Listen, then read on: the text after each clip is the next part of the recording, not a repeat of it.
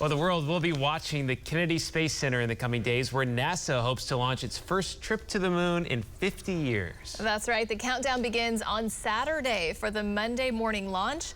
Skylar Henry explains what's at stake with this mission. This is where the countdown begins for America's return to the moon.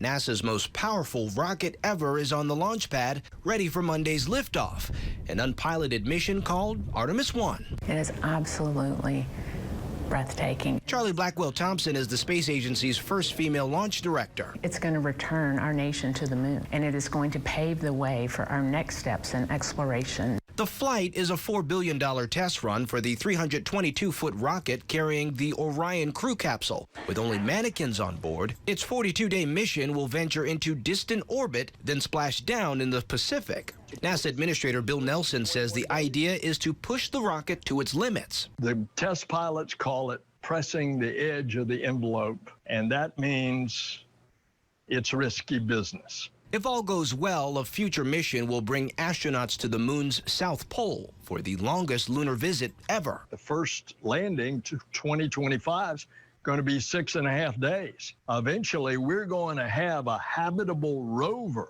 They're going to get in without their spacesuits and roam around the surface. And in case you thought NASA didn't have a sense of humor. You know the last thing that they put into the spacecraft? What's that?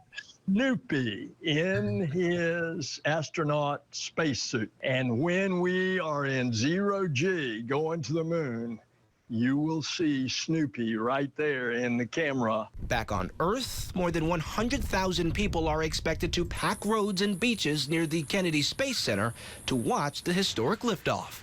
Skylar Henry, CBS News, Washington.